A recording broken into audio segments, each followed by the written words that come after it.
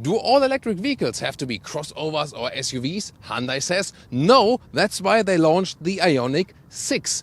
The Ioniq 5 was this crossover model. This one here now, the Ioniq 6, is the EV sedan. You can see it in this fluent form and supposed to have like 100 kilometers or 60 miles of surplus range in comparison to the Ioniq 5. And this is all supposed to fight the Tesla Model 3.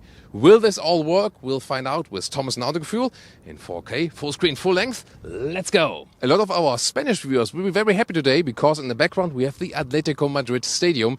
Well, probably not for the Barcelona fans, but well, we'll enjoy the car here, the Ioniq 6 in the front with a cool headlamp design, LED or optional matrix LED, and then the daytime running light has this dot structure, and really cool to see it also in the dark. We have some basement garage shots for you. Also, when you activate the turning indicators or hazard lamps, that looks really spectacular already in the front. The length is at 4 meters 85 or 191 inches. That is actually 19 centimeters or 7 inches longer than the Ioniq 5, but it has 5 centimeters or 2 inches shorter wheelbase. We'll see how this one plays an effect in driving. The engineers told me that they have here a stiffer suspension setup for the Ioniq 6, and also the batteries are of course always placed in the lower part of the vehicle, low center of gravity, so we expect a sporty ride. 18 or optional 20-inch wheels. We have here the bigger ones, you can see in a very cool dual tone design, and you can either get classic side mirrors or here these camera digital mirrors which then project on the screen on the inside. We'll see if that makes sense. The door handles here either flush or open like this here at the moment. They come towards you then, and you can see this really sensual silhouette which looks very impressive indeed and all serves aerodynamics. A super interesting design in the rear with this, let's say, 2-spoiler design. And then even more interesting, the light signature right here. We also did some filming for you in the basement garage where you can really see the full glory of this light signature going all the way through. And even more interesting, when you hit the braking light, look at this effect. And although there's just one light strip, it basically shines through the whole area. Wow, that's a cool effect indeed. Then here in the lower part, a contrasting end. And the electric motor setup, either all-wheel drive or rear-wheel drive only. In the all-wheel drive version with the big battery, 5.1 seconds in the acceleration figure. 7.4, so a little slower than when you go big battery rear-wheel drive. And 8.8 if you go small battery and rear-wheel drive only. Talking battery sizes, there are two choices, 77 kilowatt hours or 53 kilowatt hours.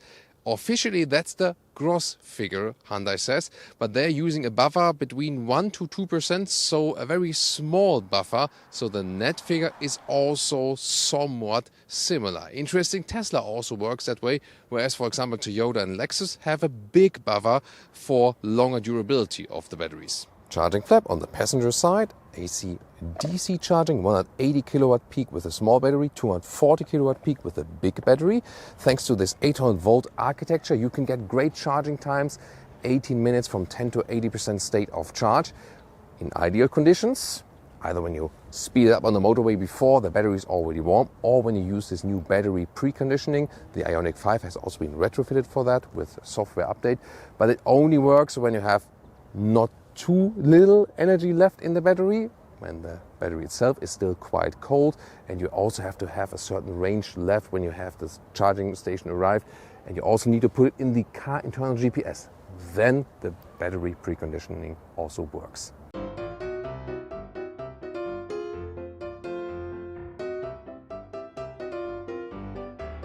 Short sound preview, active sound design in the interior. At the moment it's all off. But just listen to the difference when I set it to enhance, like the strongest mode. Really? Off? Now back again.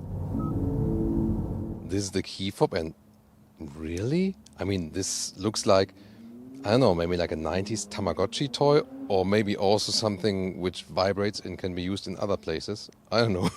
You tell me in the comments. What is clear that here, the flush door handles, they're open like this. Pretty cool effect. And also here, the side mirrors, even if they are digital, they fold in and out. And have you seen that? Here. Like this signature here in the side. Wow. Really cool, isn't it? Then door closing sound. Yeah, it's quite solid, and inside of the doors, super clean. Even cleaner when the bottle is not on the inside. Look at that clean atmosphere there. And they even moved the window levers to the inside of the vehicle to have this super clean design. Looks cool. Here, this is hard pack though, but it looks cool with the structure on the inside. So the door pockets are really slim, but you have this opening here, so at least you can put some smaller bottles here. You get a very nice entry badge. There's this comfort entry function, so when you turn on the ignition, the seat moves forward a little bit, and you have again beeping sounds.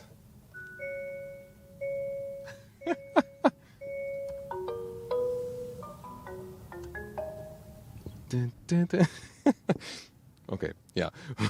I don't know. There should be a button to turn all of these sounds off, right? So when I'm here in a normal seating position here now with 189 or 6'2", then the headroom is still there, so it works also for tall adults. You sit indeed lower than in the Ioniq 5, but overall, actually, yeah, makes so far a quite comfortable position.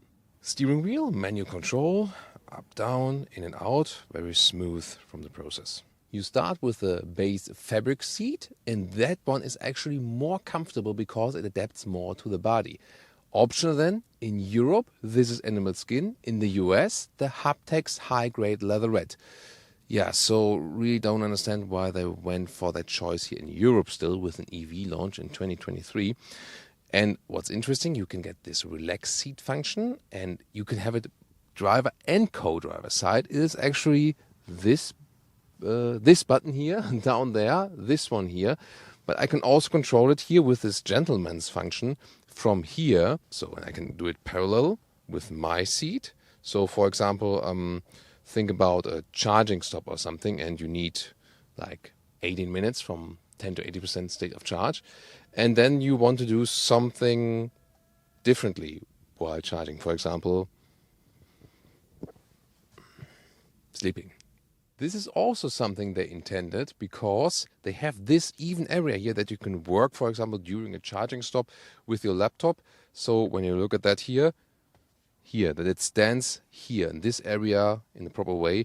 In the Korean spec, I heard there's also a special additional tablet available. Maybe we get that one later or something. But I think it's overall a good idea to have this workstation idea. Interior overview, 2x 12.25 inch screens in this one unit design. Very clean layout, horizontal stress here. Once again, this nice dot design. You also still have some manual things like the volume jog right here and also the climate unit here, which can be controlled right there. Super interesting cockpit POV, right side, and also on the left side you have the digital mirrors. And we can discuss if the classic ones or the digital ones are better, but the thing is the execution here is really well done with the screen up there. In the e-tron they were like down here at the side where the where the door handle is, but placing them right here is a good idea because you have it in your line of sight. You can also adjust them right here, but actually it's not that much needed to adjust them. When you have the normal side mirrors, the interior looks like this. This is where the mirrors would be placed, but this design element then is just a little bit lower. Instruments, clear to read. You can cycle through different options right here, but even more impressive when you switch it through the driving modes, normal, sport, eco, and when you press and hold the button, then you can also get to your special My Drive mode. And while you're switching through the modes, you can see here these animations on the steering wheel with these light dots or LED dots. And they are also active, by the way, when you charge the vehicle and serve as an additional charge meter. Rest of the infotainment system, what I find a little bit too complicated, you have a hotkey in the lower part, you see here, but then you have to activate the seat heating in the menu, also the steering wheel heating. I would wish a separate button for that, but that, you know, that's a general car trend. This, the main menu, has quite good overview indeed. The car internal GPS is still somewhat interesting and necessary in a way, because when you set here a GPS point to a charging station, then you can also have the battery preheating for the winter time, that the DC charging also works in cold temperatures. Other than that, Apple CarPlay integration looks like this, Android Auto also possible, both with cable only, and the Bose sound system here, yeah, Actually, it has a notable bass always, like the Bose systems do, but I really like the sound indeed. You also get a small head-up display. The glove box is really interesting, opens like this. Middle console, here again this even surface for the laptop. And then you have inductive charging pin in front, USB-A charger, cup holders, adaptive and really large. Then you have, it's like a rough surface which looks kind of cool. You have the window levers on the inside then, that the doors stay clean. Then you have this properly attached cover, and underneath more space. And even more space here underneath this floating console. Welcome to the rear seating area. I can really just say it like this. This is a premium vehicle. This has a lot of luxury style indeed. Yes, the inside of the doors is hard-packed, but the structure makes it also premium from the looks indeed. You have a lot of legroom, although the wheelbase here is shorter than in the Ioniq 5. They moved the rear bench a little bit further backward. And it's also relatively low indeed. So yes, a lot of legroom, but you also sit, you see here, I'm really leaning towards the back and very low. So I wouldn't say it's the most comfortable position for tall people. You see here, you know, how my legs are already in the air somewhat. And headroom, well, when I lean backward, then you feel that the roofline is going down, so it is closed, and only when I lean forward like this with my spine, then it also works. Otherwise my hair is touching the ceiling.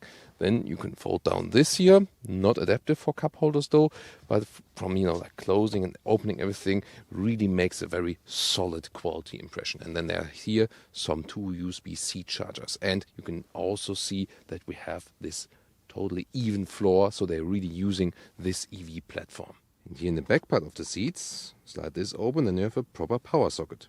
We are the channel of details, and that's why we also appreciate attention to details from the manufacturers, like this dot design button for the electric hatch. That's quite cool, by the way. And oh, also, do you see here right now, this color is called Gravity Gold Matte. And you might say, hey, it's just a matte silver. Well, here you can see these golden nuances now in that sunlight. Very beautiful. Now let's press this special button, and you can see here electric hatch indeed, yeah. But it is not a hatch style like in the Ioniq 5. It's more, even though it's electric, a classic trunk style. By the way, the Hyundai and Kia cars, they always have the thing that they have very loud beeping sounds, for example, when you close the trunk and so on. I think they could just tune them a little bit down. Maybe it's a safety thing just, I don't know. Oh, by the way, safety thing. That's well done. So, kids are safe, definitely. And here you can see this trunk. That's the thing now. The Ioniq 5 has 530 liters. This one here is 400 liters of trunk.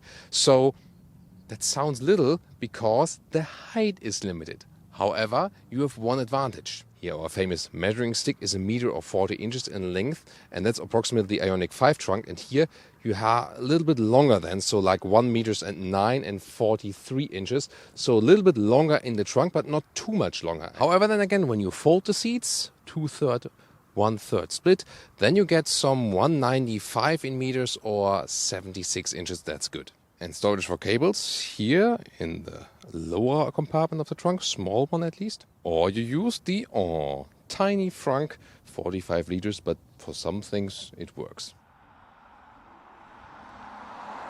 Welcome to Thomas's Driving Lounge with the Ioniq 6, acceleration 0 to 50 in this case, sport mode.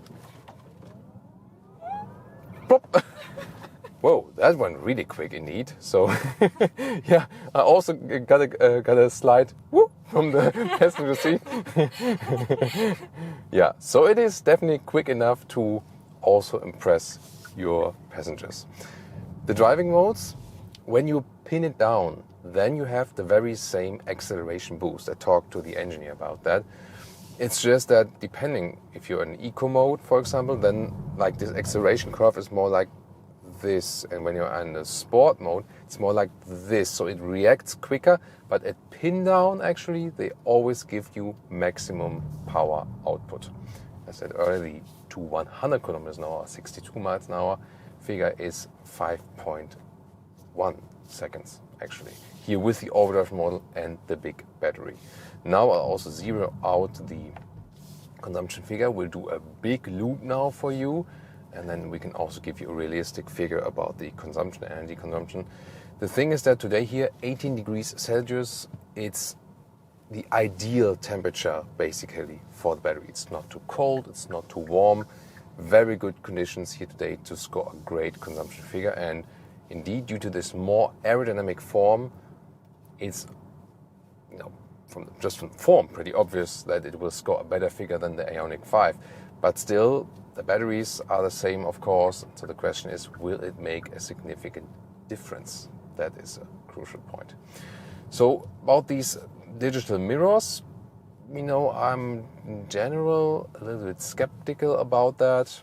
The Audi e-tron, today the Audi Q8 e-tron, I don't like it at all actually.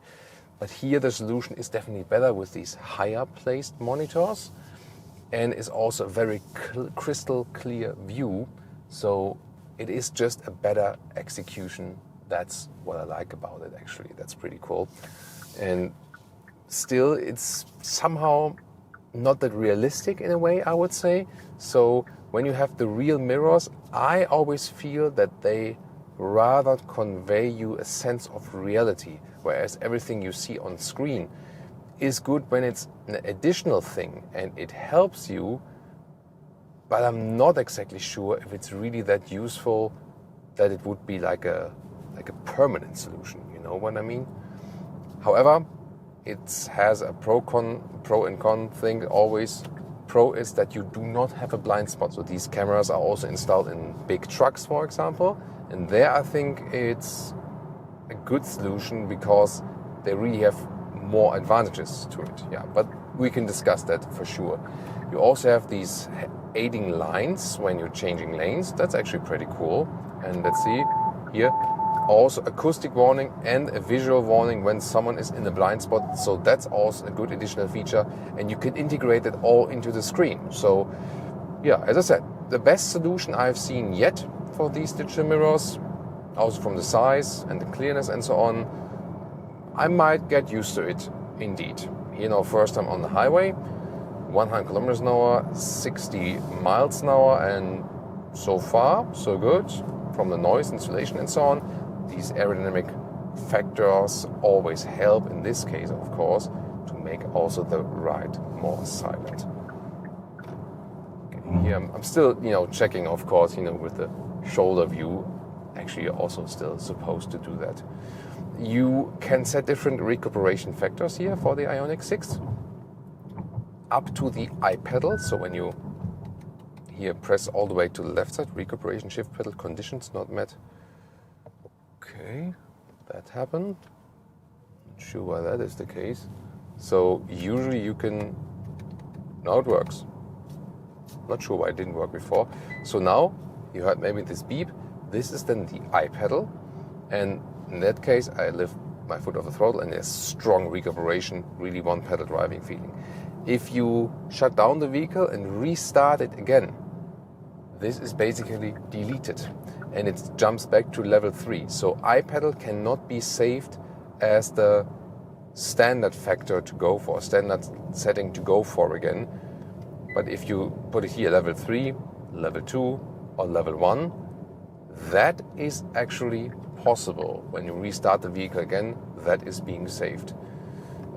This always has to do with these homologation things. So manufacturers have to set these testing cycles for the consumption of the vehicle, and then they also have to decide, have they set a certain level of recuperation for this testing cycle? That's the reasoning behind, not because the manufacturers want to want to annoy you or something.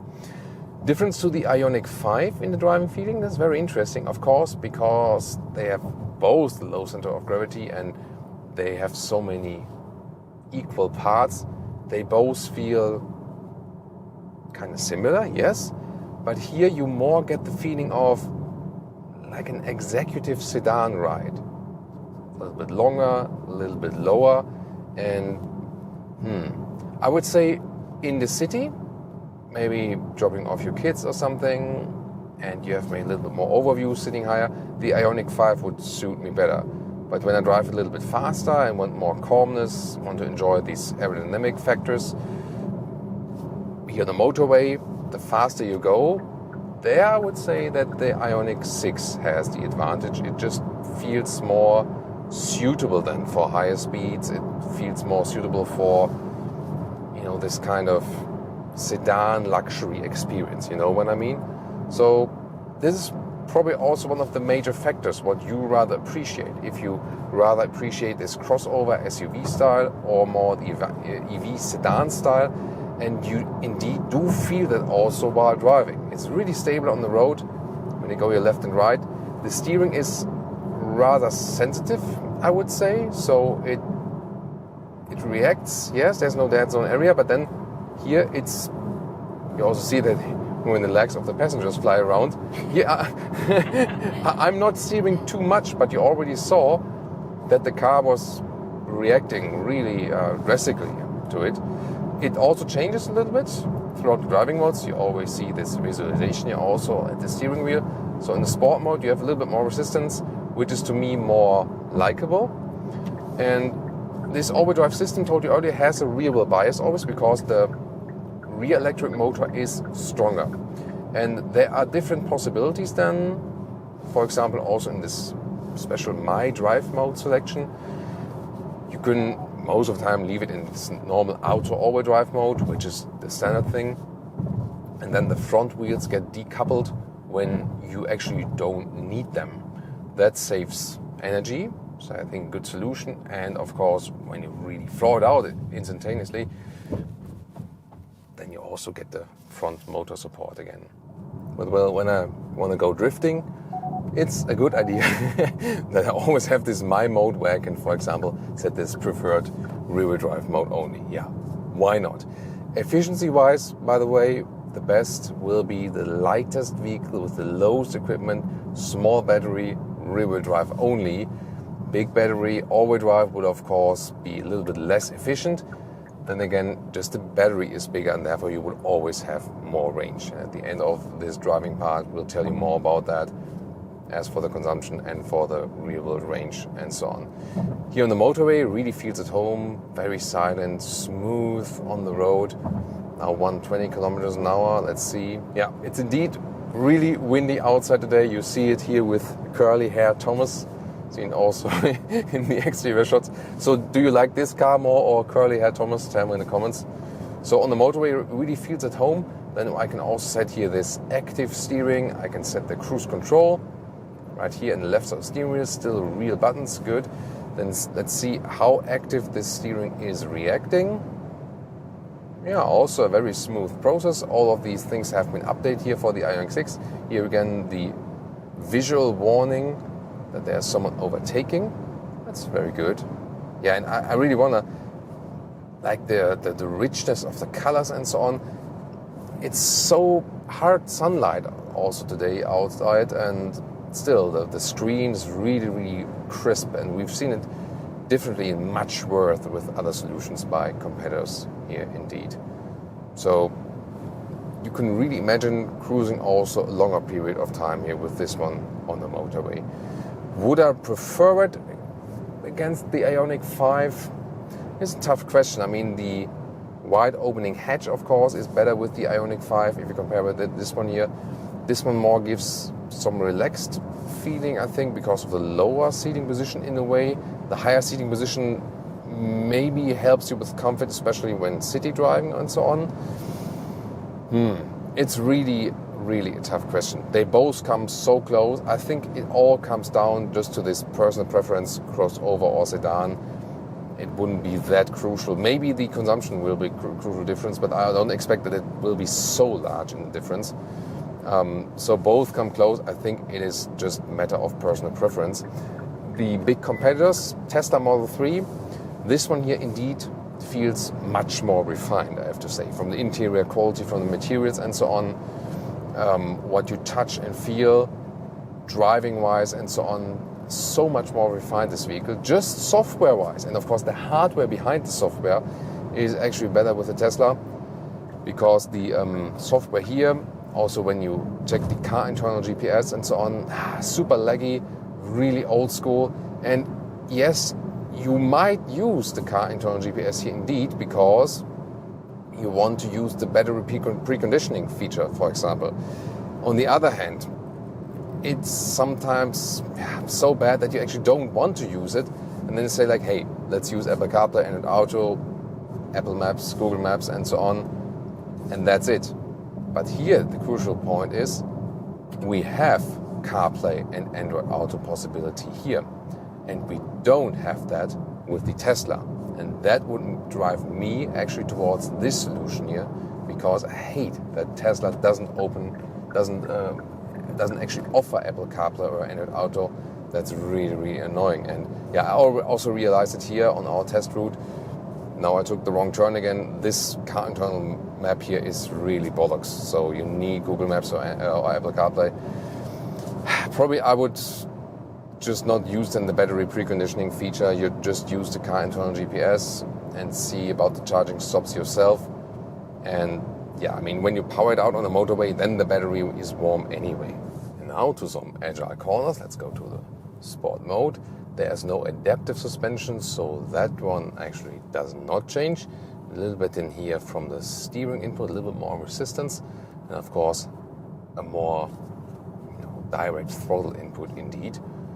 And when you go here some left-right, car doesn't shake up too much. They told me they have a little stiffer suspension setup than with the Ioniq 5, and also the wheelbase is a little bit shorter here with the Ioniq 6. So that indeed makes it a little bit more agile. Indeed, it's not that there would be a huge difference. Of course, a little bit lower also from the whole body type. So indeed, would I say it is more fun? Yeah, it is. A little bit. Doesn't feel like a completely super different car, like you would say this one end is the other end. They are still also similar in the driving characteristics, but the Ioniq 6 definitely a little bit sportier, a little bit more fun, and yeah, I mean, why not? So on the one hand, it's more in this executive direction, and the other hand, also in a sporty direction, but they didn't put it so stiff that it would be uncomfortable. We even drive here with the 20-inch wheels, the bigger ones. If you want the most comfort, then you would stick with the 18-inch wheels. They usually only have advantages, these 18-inch wheels. And of course you have also smaller wheels as for the width, and that's again also good then for the consumption. As for the best efficiency for EVs, it would be like when the wheels are large, in the diameter, but they're actually small as for the width. So that would be the best combination actually. But here, yeah, having a lot of fun indeed. This guy wants to overtake, I think. Yeah, and that's easily done. You always have some power reserves left. Actually pretty cool, like that.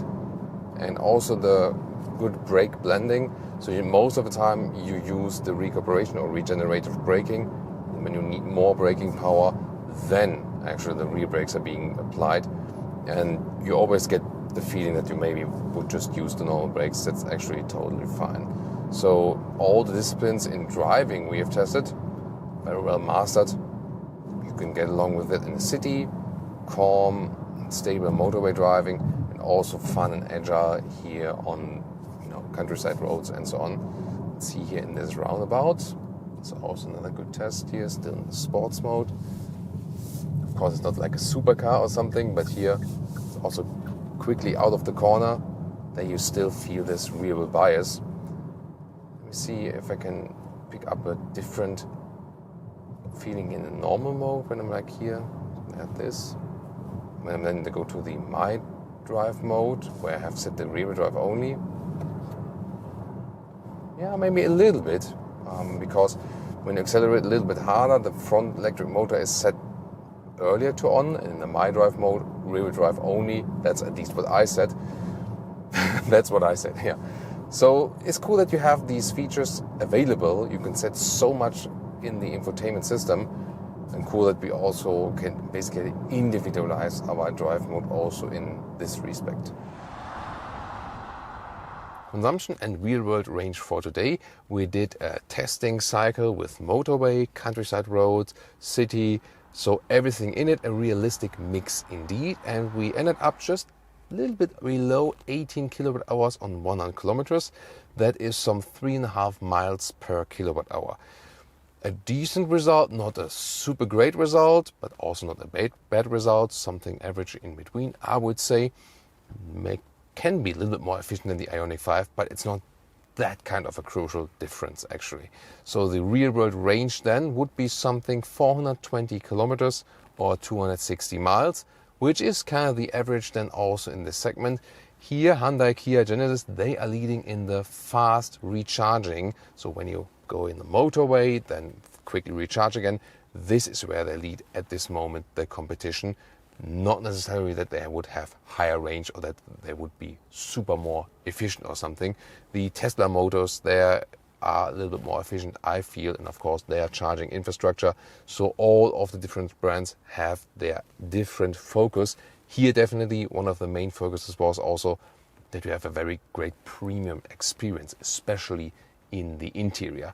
With the digital mirrors, as I said, it's a very good execution, but I feel that real ones are still always better and safer in a way, because when you look at the screen, it doesn't give your brain the information, this is reality. You say like, there's a car next to me, yeah, that's on TV. You know what I mean? That's, I think, the risk involving that.